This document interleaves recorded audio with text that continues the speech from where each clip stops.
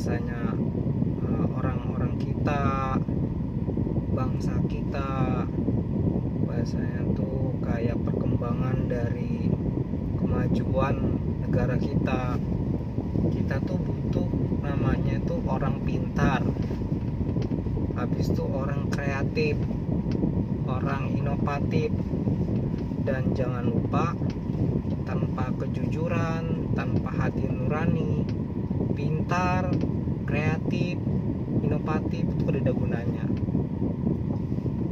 Jadi bahasanya percuma juga kalau bahasanya pintar, orangnya juga dibilang kayak kelihatan keren, habis itu orangnya itu kayak macam bagus-bagus gitu lah.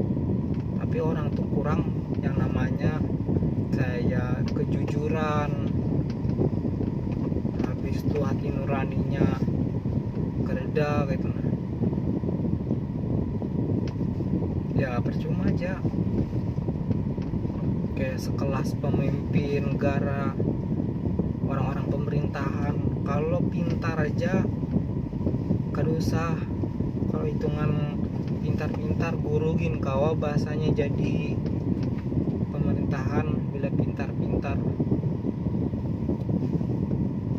Tapi di sini kita mencari itu kada hanya sekedar pintar, ada hal-hal yang harus diisi gitu. Nah, rasaku kalau menjadi guru, menjadi dosen itu salah satu orang pintar gitu. Nah, kalau bahasanya bahasanya jujur, habis itu punya hati nurani, naik nih jadi orang pemerintahan, bagus tuh. Tapi ada hal yang lebih penting lagi yang kita butuhkan, yaitu guru, pengajar, atau seorang dosen mengajari orang-orang yang harus diciptakan untuk berkarakter gitu.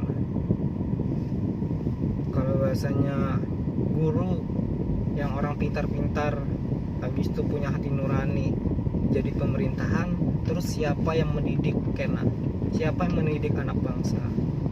Jadi bahasanya guru itu penting manar, karena kita ini kayak pasti ada yang namanya itu generasi lanjut, generasi anak bangsa yang bakalan memegang estafet ke depannya. Kalau memang bahasanya yang sekarang ini sudah bagus, tapi karena belum tentu karena ke depannya orang-orang yang lebih muda atau bahasanya yang bakalan megang estafet pemerintahan atau kendali dari pemerintahan ke depan itu orang-orang yang kada berkarakter, habis itu tidak berwawasan dan lain-lain, maka pasti akan hancur gitu nah negara kita. Makanya seorang guru itu jasa seorang guru itu kada bisa dibalas karena terlalu besar bahasanya jasa mereka yang ngajar itu. Mereka itu bahasanya rela menjadi guru dengan biasanya tuh kayak kita melihat di lapangan kayak gaji sedikit. Banyak bahasanya guru-guru kayak guru honorer, mereka tuh bahasanya gaji mereka tuh sering cerita tuh sedikit katanya. Soalnya juga mereka butuh kayak mencukupi kehidupan mereka, apalagi bahasanya yang sudah punya keluarga, punya anak, mereka juga harus memikirkan mau dikasih makan apa keluarga mereka. Dan guru, kalau kita tidak ada sosok seorang guru atau pengajar, mungkin bangsa kita ini kedepannya itu bakalan kayak amburadul gitu. Nah, harus ada sosok-sosok yang mendidik, karena seorang guru tuh kunci juga bang, kunci dari kemajuan bangsa. Karena karena bangsa ini, karena manusia itu kan paling lama hidup cuman kayak 100 tahun kah, atau setengah abad. Jadi kan kalau bangsa itu bahasanya harus berjalan gitu. Jadi kita harus membutuhkan karakter yang kuat, yang jujur, habis itu yang berintelektual, bahasanya tuh yang kompeten gitu lah. Kita harus menciptakan orang-orang yang seperti ini terus. Jadi kalau yang namanya menciptakan orang-orang seperti ini, di kemudian hari pun kita bakalan menikmati hasilnya gitu lah. Seandai kata gini, kita kan masih muda, kita bahasanya bisa sekolah, kita mendidik bangku kuliah, kita juga dapat menimba ilmu. Jadi kan yang seperti ini kita bisa pakai nanti buat di kemudian hari, saat pemerintahan atau roda pemerintahan itu berlanjut. Jadi generasi muda yang kemarin baru bahasanya yang belajar nanti bisa menggantikan orang-orang yang di depannya mungkin sudah pensiun, nanti orang-orang yang sudah menjalankan itu nanti. Jadi hitungan kalau yang namanya kita tuh kayak berinvestasi juga gitu, nah berinvestasi buat bangsa. Jadi kayak mengajar, guru atau dosen itu mengajar itu kayak investasi juga bang, investasi buat bangsa dan negaranya. Malah banyak orang-orang pintar kita, orang-orang yang bahasanya tuh apa ya, punya kapasitas gitu lah, punya kapasitas buat mengembangkan atau memperbaiki apapun yang ada dalam negeri, tapi mereka akan lebih memilih bekerja di luar negeri karena gaji yang ditawarkan oleh negara luar itu cukup besar. Jadi kenapa kalau banyak orang-orang yang keluar negeri, habis itu bulik-buliknya tuh kayak banyak duit gitu. Sedangkan kalau ini kerja di dalam negeri, habis itu sudah sekian lama, ini tetap sama-sama aja gitu nah kehidupannya. Sedangkan saat ada pilihan orang yang kerja di luar negeri dengan penghasilan besar, habis itu kerja di Indonesia dan mungkin penghasilannya nggak terlalu besar, pasti orang akan milih untuk kerja di luar negeri. Tapi rasaku kalau orang-orang pintar, orang-orang yang kreatif, orang-orang yang mampu bisa mendatangkan perubahan yang lebih positif, ditarik ke luar negeri semua, rasaku tuh kita tuh malah kayak membuat bangsa ini semakin semakin tertinggal. Kita jangan biarkan bangsa kita ini sampai kayak orang-orangnya tuh kayak malah keluar negeri semua gitu. Sebenarnya cukup dengan belajar di luar negeri. Kalau sudah selesai ulang di Indonesia. Didik dengan orang-orang kita supaya bisa lebih kompeten, karena ilmu yang didapat dari luar negeri kita pakai di dalam negeri, kita gunakan. Itu yang seharusnya anak bangsa pikirkan. Kalau dipikir tentang egois, saya juga egois. Kalau ingin keluar negeri cari uang banyak, tapi memikirkan kemajuan bangsa sendiri tidak mau. Kalau kalian bekerja di luar negeri, uang yang didapat banyak, kemajuan yang dikasih pun itu yang dikasih di luar negeri, bukan di dalam negeri. Itu yang harus dipikirkan.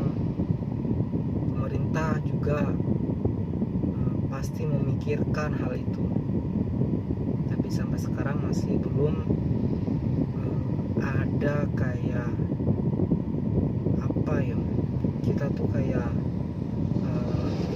suatu hal nyata yang bisa oleh dilihat masyarakat bahwa itu kayak menjanjikan gitu. Sebenarnya banyak dari kita ini dibilang sejahtera itu kayak mana loh, definisi kesejahteraan. Masih banyak orang-orang yang gajinya per bulan itu masih dalam kategori kurang dari yang harus didapat gitu. Buat beli beras aja orang masih banyak memikirkan setiap harinya, apakah hari ini bisa untuk membeli beras, dan bahkan besok pun kadang orang masih berpikir bagaimana cara untuk membeli beras. Bahkan saya sendiri dulu pun pernah mengalami hal seperti itu saat saya masih kecil. Biasanya kan saya tidak terlalu melakukan apa-apa itu, belum bisa. Jadi orang tua kemarin dulu sempat pernah kerja gitu. Jadi kalau ditanya sekarang pasti berbeda, karena sudah dewasa, sudah bisa berpikir. Jadi sekarang saya membantu juga gitu, membantu mencari buat biasanya nambah-nambah kah, atau beli-beli yang ada dalam rumah yang kurang-kurang.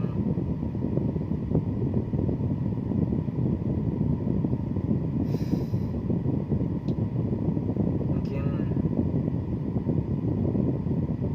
apa ya, kesejahteraan yang dijanjikan oleh para pejabat-pejabat itu entah kenapa rasanya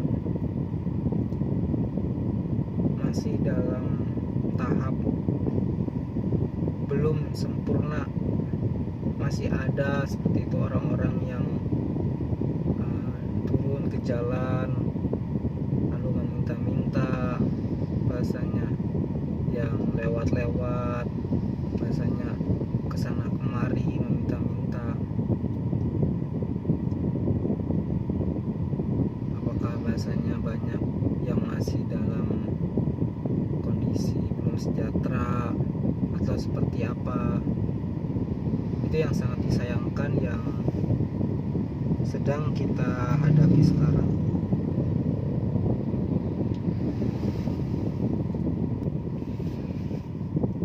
Jadi saya pribadi, saya akan berkuliah di salah satu universitas yang ada di Palangkaraya, di UPR, Universitas Palangkaraya.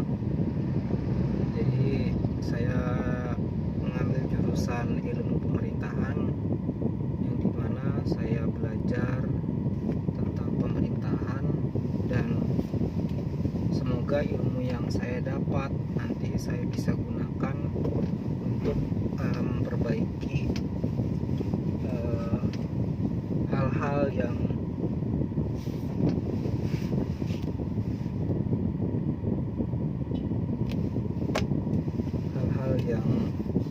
masih kurang atau bahasanya tidak sesuai atau harus diperbaiki.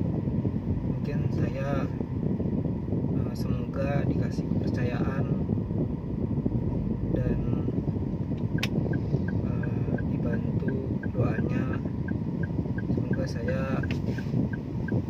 bisa menanggung beban seperti itu nanti di kemudian hari. Dan saya juga berharap saya semoga mampu